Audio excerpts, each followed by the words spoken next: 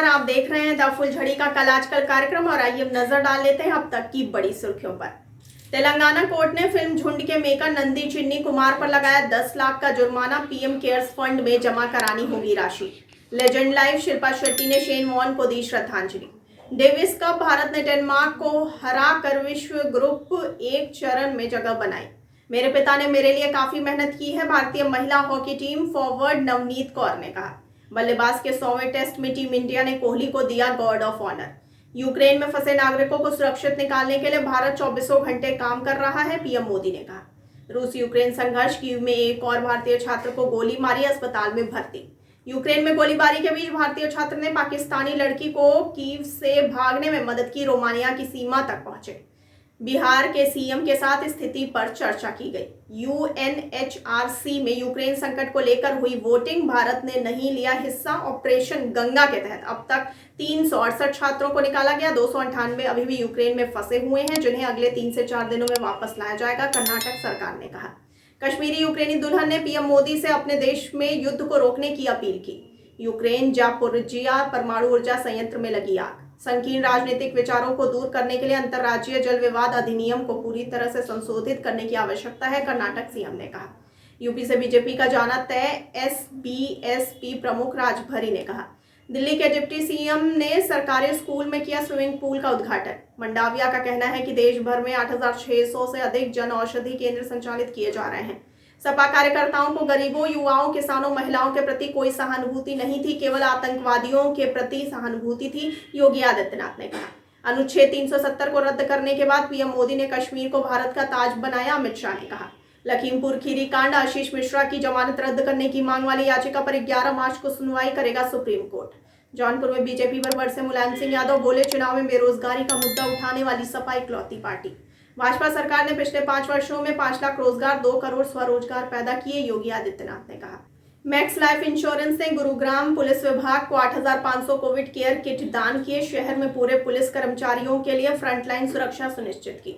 सैन्य अभियानों में परमाणु सुविधाओं को कभी भी निशाना नहीं बनाया जाना चाहिए, जापोरिजिया एनपीपी पर संयुक्त राष्ट्र प्रमुख ने कहा।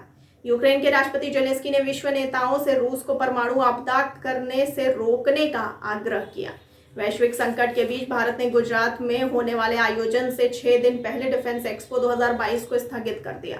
नौसेना ने आईएनएस चेन्नई से ब्रह्मोस क्रूज मिसाइल का सफल परीक्षण किया।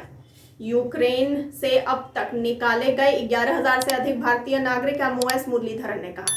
यूनिसेफ का कहना है कि यूक्रेन के लोगों को सहायता प्रदान करने के लिए 440 मिलियन अमेरिकी डॉलर से अधिक की राशि जुटाई जा रही है। यूक्रेन में फंसे छात्रों पर सुप्रीम कोर्ट ने जताई चिंता। केंद्र का कहना है कि 17,000 भारतीयों को निकाला गया। खार्किव से 298 भारतीय छात्रों को निकालने के लिए भारत की बसें रवाना, दूतावास ने कहा।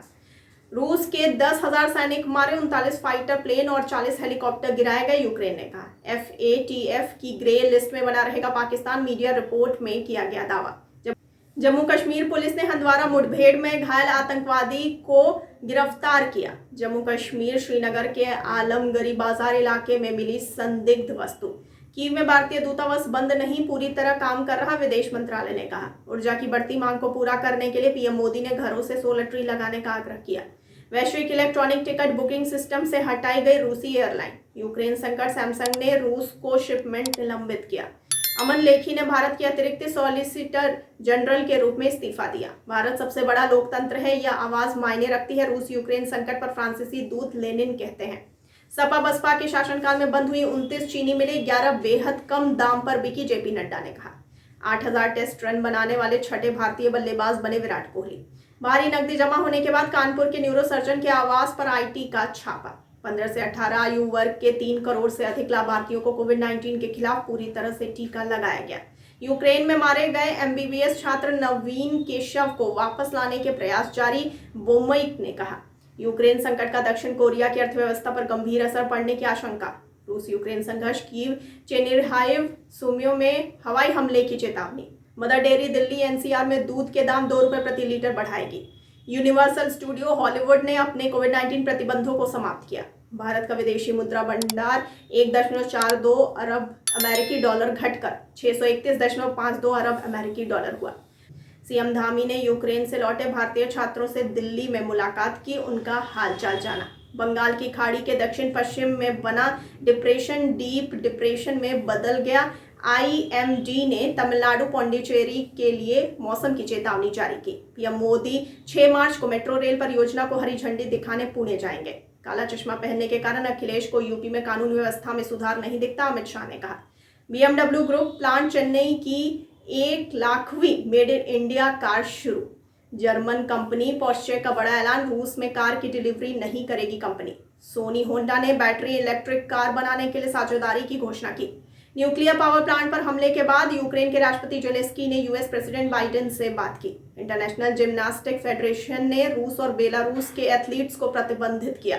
एप्पल के 8 मार्च के इवेंट में आईपैड एयर, आईफोन SE 2022 का अनावरण होने की संभावना है। HTC अप्रैल में नया फ्लैगशिप एंड्रॉयड फोन लॉन्च करेगी। पद्म पुरस्कार से सम्मानित पंडित छन्नूलाल मिश्रा ने पीएम मोदी को दिया आशीर्वाद, कहा उन्होंने बनारस का नवीनीकरण किया। सैनिटाइजर मैन निशांत सिंह को केंद्रीय मंत्री संजीव बलियान ने किया सम्मानित। कोरोना काल में घर घर जाकर खुद किया था सैनिटाइजेशन।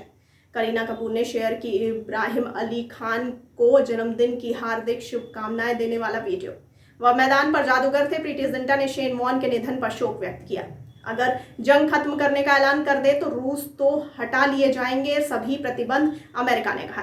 अपने नागरिकों से ब्रिटेन की अपील, जरूरत नहीं तो रूस छोड़ दें। भारत ने 6,396 नए कोविड-19 मामले दर्ज किए। दैनिक सकारात्मकता दर 0.69 यूक्रेन में जारी जंग पर WHO चिंतित, कहा कोरोना और पोलियो वैक्सीनेशन पर पड़ रहा असर। स्पॉटिफाई ने रूस में अपने कार्यालय बंद किए। रूस ने मानवीय गलियारों के लिए मारियुपोल वोलोनवाखा युद्ध विराम की घोषणा की। यूक्रेन की मीडिया का बड़ा आरोप, रूस ने युद्ध विराम तोड़ा, मारियुपोल में कर रहा बमबारी। रिलायंस इंडस्ट्री ने मुंबई के BKC में अपनी तरह का पहला वैश्विक गंतव्य जियो वर्ल्ड सेंटर खोलने की घोषणा की। उत्तराखंड में भारी बर्फबारी से यात्रियों को हुई परेशानी। फेसबुक ट्विटर के बाद रूस में अब यूट्यूब पर भी लगा बैन। मेटा ने रूस यूक्रेन के यूजर्स के लिए बदली फेसबुक और इंस्टाग्राम की सेटिंग। जंग में फंसे छात्रों को निकालना चाहते हैं, लेकिन रूस बमबारी नहीं रोक रहा, यूक्रेन ने कहा। देश के लिए जंग लड़ने यूक्रेन लौटे दूसरे देशों में रह रहे 66,000 नागरिक, यूक्रेन ने कहा। और आइए अब जानते हैं 6 मार्च का क्या है इतिहास। सन 1775 में सूरत की संधि पर रघुनाथ राव ने हस्ताक्षर किए थे, जो प्रथम आंग्ल मराठा युद्ध की समाप्ति का प्रतीक था। सन 1886 में नर्सों की पहली पत्रिका नाइटिंगेल प्रकाशित हुई।